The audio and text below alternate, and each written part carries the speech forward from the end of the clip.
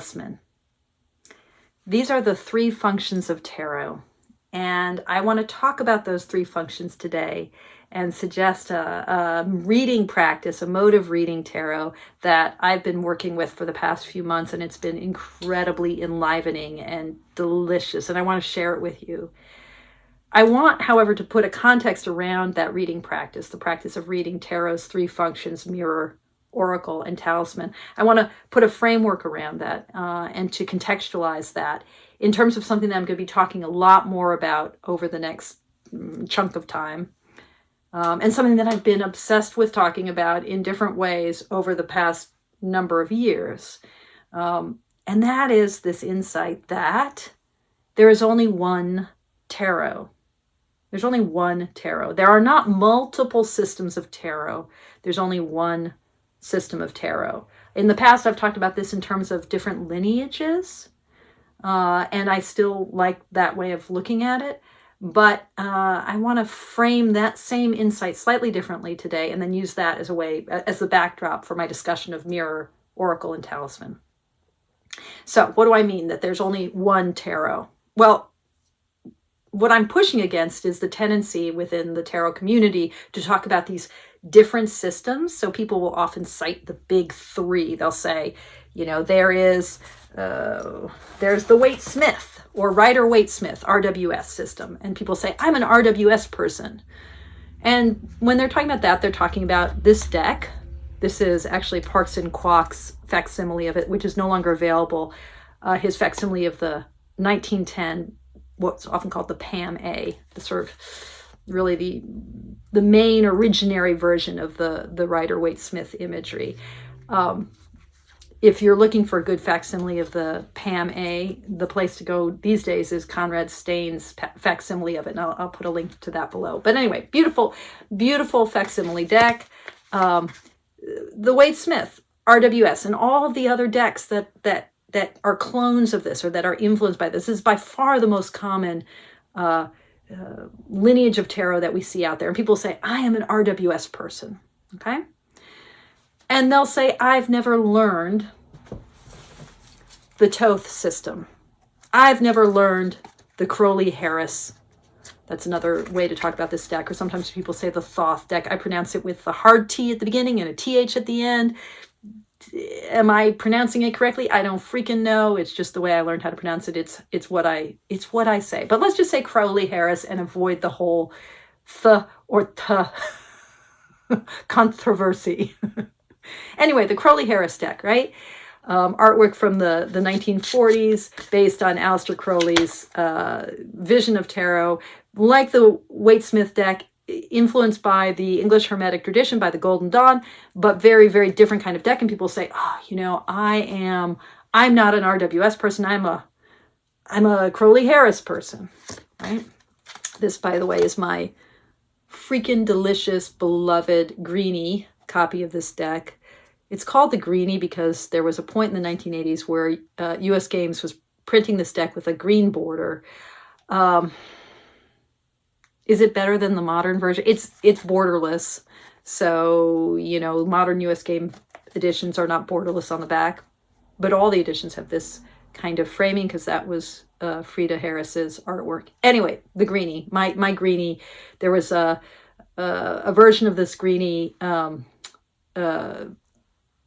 printing that came out with 4 languages, with German, French, Spanish, and English. That's the one I happen to have. I adore this deck on so many levels. You know, this Crowley-Harris, freaking heavy hitter, deep, deep, deep deck. People will say, I read the Thoth. I'm not an RWS, or I read RWS. I'm not a Thoth person. Or people say, I'm a Tarot de Marseille person. And I read the Tarot de Marseille system. This is the Artisan Tarot's Jacques Vieillevie deck, scrumptious deck, beautiful palette. Oh my God, look at that death card. Is that just fantastic or what? Anyway, people say, no, I'm a Tarot de Marseille person. So people like to say that they read one system or another, and they'll often talk about the big 3, leaving out what might also be called a system of tarot, the the Yud Picard system. I just because I have you here and I have decks at my lap here. The two Yud Picard decks that are just the most delicious in my mind are the Grand Tarot Esoterico, sorry, which is still in print, a Fournier deck, fabulous deck, and the Tarot Baldi, which is no longer in print, came out in the 1970s. This deck is without a doubt the most beautiful deck that I never read with. Why I never read with it, I don't know. But I mean, people, look at that star card. Look at these colors. Anyway, some people say, oh, there's a fourth system. It's the Yud Picard system. Here's the thing. Why don't I want to say there's multiple systems? Because what there are, and as I've been thinking about how to talk about this, what there are different streams, different artistic takes, different traditions, different lineages that have emerged from a kind of amalgam of approaches that are present in the very first tarot decks ever. So if we talk about, she's opening drawers over here, people. She's getting serious. If we talk about the mid-15th century Visconti Sforza deck, what we see is from the very beginning of tarot, there are cards that look like this, right? That have a kind of allegorical kind of flavor to them that seem like they are referencing big ideas like the papistry, like Lady Fortune, like this kind of chariot triumphal passage of the human pageant, like justice, like Father Time. That's the Visconti Sforza version of what will come to be known as the Hermit. I guess this is Lady Fortune. Back here was the Lovers. Okay. Anyway, cards that look like that. And then there are cards that look like this. Really different. There also are cards that look like this, the court cards. So there are at least 3 different kinds of cards that are present in the tarot from the beginning. There are what we will come to call the major arcana, the trump cards, the triumph cards. There are the pip cards, these cards that are just like what modern playing cards that emphasize number and arrangement. And then there are the court cards, whatever those are. Now, here's the thing. Those 3 different kind of sides of tarot actually point to 3 different approaches to reading tarot, which are the approaches that reoccur when people talk about these different systems. So the major arcana, the trump cards, are cards that invoke a kind of archetypal reading that ask us to settle into these structures of deep meaning for the human psyche. Big ideas, cosmic ideas like death, fortune, love, imperial power, spiritual power, strength, etc., justice. And then there are cards that invoke not archetype, but really geometry. The way in which humans are oriented and directionally motivated by number, by space, by arrangement of objects in space. That whole sort of geometrical side of the human mind and heart, where we look at the ways in which things move through time and move through space, or are oriented in space. That orientational or directional side of the human mind and heart. We can also talk in this respect about how an elemental approach fits into tarot. the elements, and I'll say a lot more about this in other videos, we might see that kind of interest in earth, air, fire, and water as spanning the gap between an archetypal approach and a geometrical approach. At any rate, these two approaches, archetypal and geometrical, these two approaches, they're present in the very first tarot decks, and they get expressed then in the way people orient toward what they consider different systems of decks.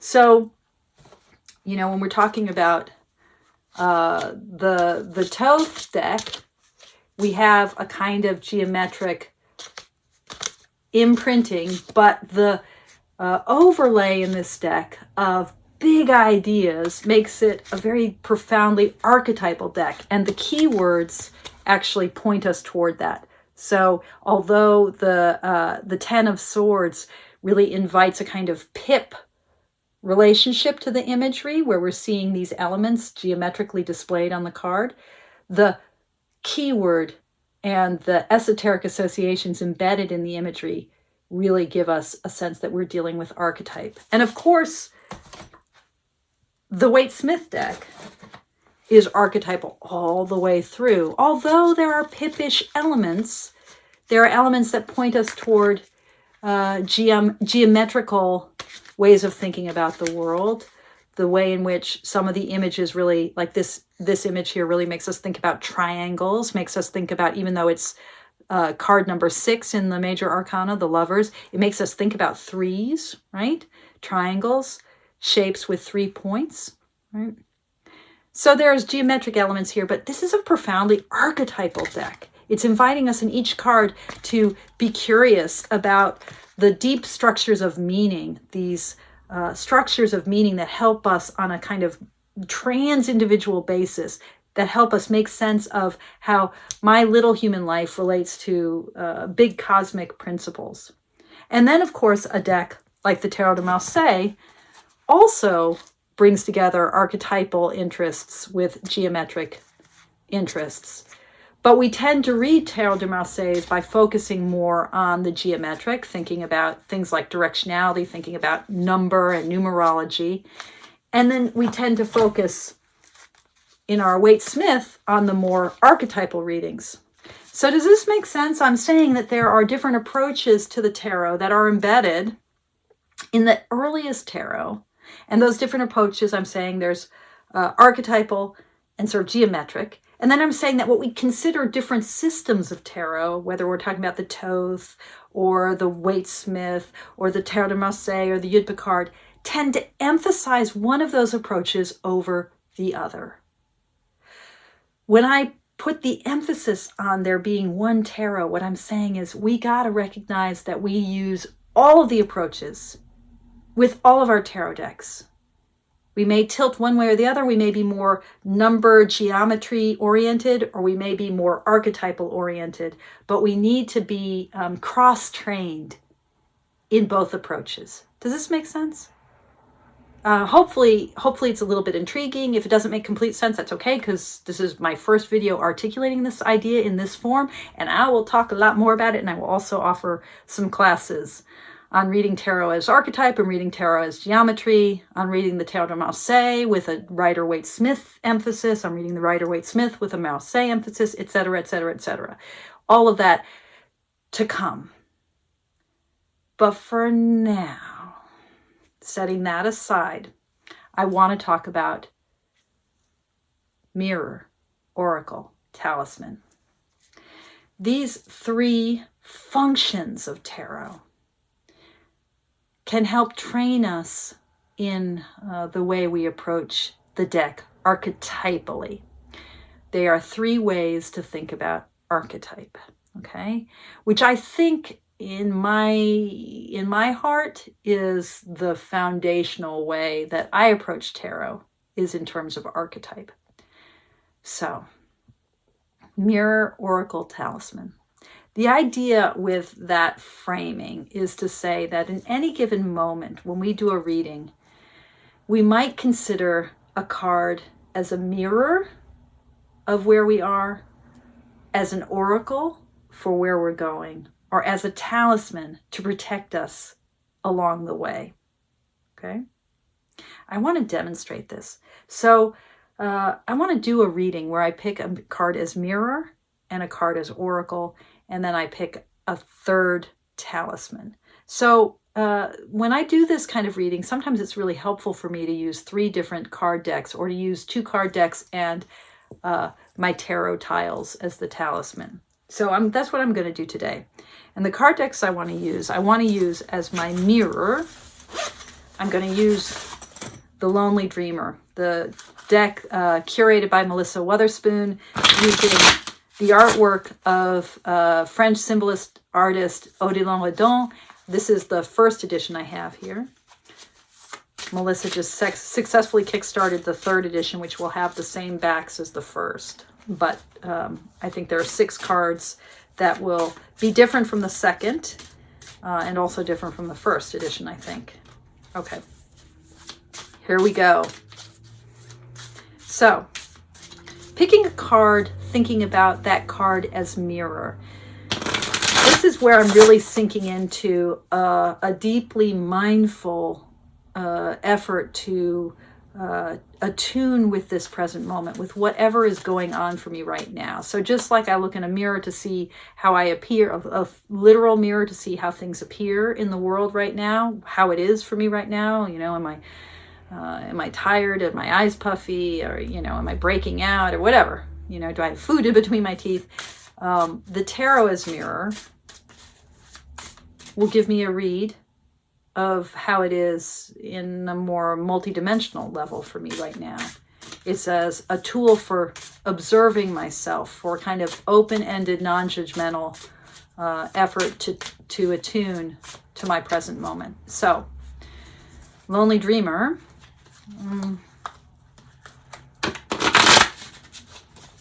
How can I see myself more clearly right now? How can I see this moment? What is this moment for me right now? And the card that I drew, I'm not going to do reversals, is the 5 of Swords. Whew. Oh, 5 of Wands. Thank goodness. This 5 of Wands is a little unfamiliar to me because I've been working with the 2nd edition. That's why I didn't recognize it at first, which has a different image of the 5 of Wands. But this is a card that's so much about competitive, like a way in which we're bumping up against the world and our community. And that kind of bumping up can feel really energetic and enlivening, but can also feel really exhausting. And for me, this is a card, the 5 of Wands was the card that I kept drawing in my last days as an academic, working full-time at the university. Yeah, that sense of having to put it out there. Now, as a mirror for how things are right now, I want to be kind of inquiring gently with myself. How does this feel like my moment right now? How do I feel right now like I am living this archetype? And for me, this is an archetype about having to duke it out in the world, having to fight it out in the world, and that sense of being witnessed, of a community that feels a little bit adversarial. It's an interesting card for me to draw right now as I'm moving from being a full-time employee into part-time employee and self-employed, really bolstering my presence in the online community, in my work with clients, et cetera, et cetera. And I wonder if what this is reflecting back to me is just that way, you know, that way in which a kind of competitive edge, as you're putting yourself out there and you're thinking like, am I going to make a living doing this? Am I going to be able to succeed in this? Do I need to, you know, I mean, just in terms of being a YouTuber, do I need to be posting more? Just today I bought yet another like tripod situation to figure out my filming, because my filming setup sucks. And so that kind of endless comparison of what we're doing with what's out there, right? It doesn't feel particularly heavy right now, but it's something that I can easily fall into, that that comparison of self with others, and the way that takes up precious energy that could just be going directly into my own responsiveness to the world. Instead, I'm kind of jockeying for position. So this card, as mirror, is inviting me to investigate the archetype of the Five of Wands, the sort of deep psychical structure of this card, in terms of my present moment, and to sort of ask, well, how is this present moment? How is it the Five of Wands, right? So that's the mirror function. Now, for the oracle function, I'm going to use a really different deck, and this is to help me distinguish the functions of the cards. You could do this kind of reading, this 3-voiced reading, with just one deck. I do it that way too often, but for today I want to kind of emphasize the difference between these 3 functions. And again, these 3 functions are all functions that help me dive more deeply into the archetypes of the tarot, into the way in which each card kind of has carries a full 360-degree, fully round, full how do I want to say that, 3-dimensional kind of psychical meaning. You know, the cards have identities that help us understand and navigate our world. Okay, so oracle. Now, I often think with the oracle card, I'm not looking for advice toward the future. I'm actually really wondering what my question is. So like the Delphic oracle in ancient Greece, the oracular function of tarot is best understood as the way tarot presents us with provocations for our curiosity, for us to become really interested and intrigued by how life is unfolding. I think of that oracular function is like a Zen koan, those puzzling statements like, what is the sound of one hand clapping? If a tree falls in a forest and no one is there to hear it, does it make a noise? Those are both kind of cliche, not actual koans, but that kind of puzzling, questioning, provoking way of framing a moment so that we kind of have something to chew on that will inspire and enliven us toward growth, toward the future. So there's an element, if the mirror element of the card is really very much about where am I, how are things showing up for me right here and now. The oracular function of the cards is, what do I need to kick around in my mind and heart as I make my way? And it's sort of orienting myself toward a future horizon. So I'm using Eliza Kingsbury's Star Strings Tarot, which is a delicious deck that I have barely played with. Many thanks to Nick for bringing this deck to my attention. He's a member of the Mindful Tarot community. And I love this deck. It's linen, it's beautiful, it's smart, it's edged in black, it has cool backs, it's very minimalist, but still has a lot to look at. Oracle. Ooh, the Page of Swords. Okay, so I'm wanting this card to help me ask a question. And as the Page of Swords, I'm also going to let myself be inspired by the artwork of this card. This little hummingbird beating its wings so fast, caught in an instant here, about to dip its proboscis into the blossom.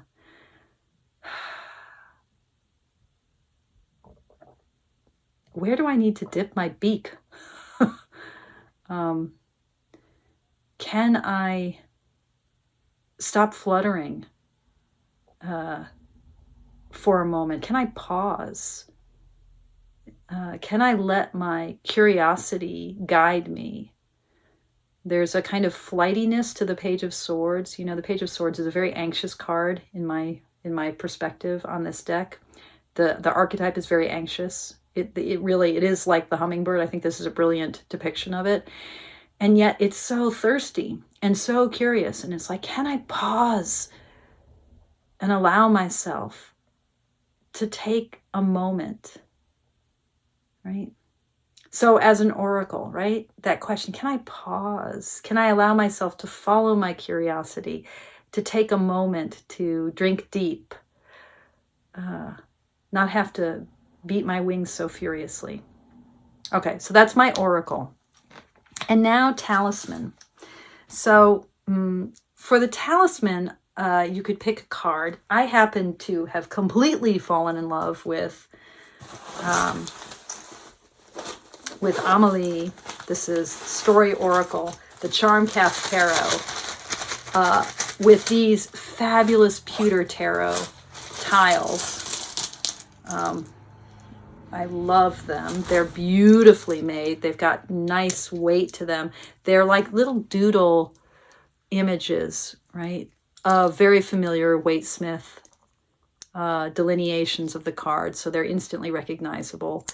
They do have numbers on them with in the trumps, you can see. So there's 18. In the minor arcana, they just show you the depiction. So that's the Knight of Wands, right? So if you're familiar with the Waite-Smith, these are instantly recognizable. If you're not so familiar, it might take you, especially with some of the court cards, it might take you a moment to go, oh, okay, that's, it's hard for me to see it in the camera. That's the Queen of Cups, right? So at any rate, these are these fabulous tiles. And my practice since I got this set has been every morning to pick a tile. She also has created, this is a, of course I don't have, oh yeah, I do. The second edition of this has a little hole on the back of the pendant. These are magnetized, right? So every morning I trade out the talisman for the day. Beautiful. So today is the Ace of Pentacles. Now, as talisman, I'm wanting to see the ways in which the archetype actually, this isn't so much about how it poses a question for me, a koan, and it isn't about a mirror for my day or for my heart moment right now. Instead, it's the archetype as providing a kind of support, a protection. The way that we, in many traditions, you might invoke a particular patron saint or a bodhisattva or a deity who is your protector. But on a daily basis, what is the archetype from tarot that is protecting me today? So today, it's the Ace of Pentacles. So, all day long, it's like leaning in and being curious about when I might need to lean in to that sense of abundance. I'll give you a really stupid example of that leaning in. So this morning I picked my talisman, and then I just accidentally dropped on the floor, and I couldn't find it at first. And I felt myself panicking, like maybe I've lost this precious tile. And in that moment of panic, of like I've lost this object that I love, and that kind of graspy, greedy feeling that we have about the things we love in the tarot world, that we know this because we love our decks. And so you get backup decks and you worry about the decks getting lost or ruined or whatever. And so I was like, oh, wait a minute. Okay, here's that panic of where's my tile? Have I lost it? Invoking that sense of abundance, the Ace of Pentacles. Everything's here. It's okay. So, this is like a really stupid example, but in that moment, just, the abundance of the Ace of Pentacles. Now, that's all very well and good, but what if the tile that you choose, or if you do this with a deck, the card that you choose for your talisman is not a positive card? I also have ordered and own Amelie's plastic. These are much more inexpensive, also beautifully produced. The plastic, they're really nice. They feel like dominoes. They're they're not super thick, but they have a nice weight to them. They don't feel, what's the word I want? They don't feel cheap, even though they're plastic and they're light. So it's the same, here's, the Ace of Cups. It's the same doodle kind of very graphic design, but just in a white plastic with a black border. So what if the talisman that I pick is not a positively valenced image? Well, I just picked the Seven of Pentacles. Let me see if I can pick one that is negative. I'm just getting all positive ones right now. Well, here's the Five of Wands, you know.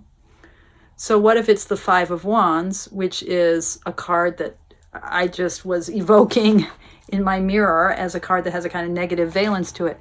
So, you know, here it's like, okay, the archetype of competition, of that kind of striving against each other. So what do I know about that competitive edge that can help me in this day? Maybe even help me realize the ways in which I'm inhabiting that space, and to remind myself of what that space is all about how it can be a positive valence to it, how it can have a positive charge to it.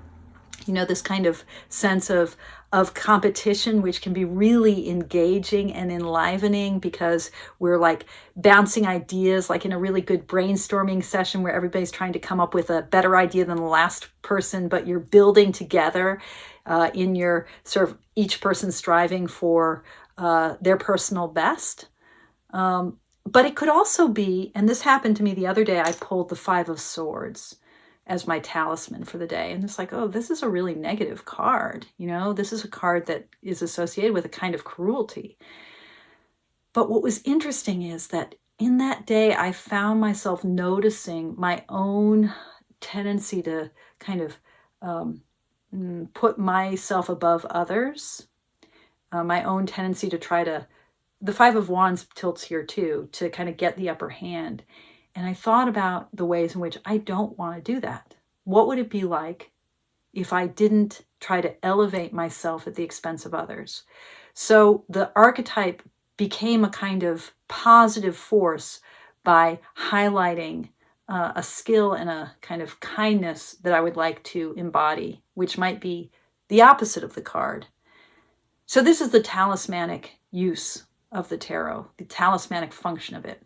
Mirror, oracle, and talisman. 3 different functions of tarot, which we can explore, each of them helping us dive more deeply into the archetypal nature of this fabulous spiritual tool, the tarot. So I invite you to try a mirror, oracle, talisman draw, maybe using 3 different decks, maybe using 1 deck, and just to maybe even asking yourself with a single card, how would I read this as mirror? How do I read this as oracle? How does it serve me as talisman? Have at it. Let me know how it goes for you. Really curious to hear. And in the meantime, I will be back here again talking more about archetypes and geometry in tarot, and how we can activate a full force, full-bodied, completely round and complete approach to the tarot, no matter what lineage we're working with, no matter what deck we're working with. Let's flex all of our muscles if we can. Okay. If you've hung out with me this long, I hope it's been worth it. Thank you so much for watching. And as always, thank you for your practice. Okay, take care, everyone.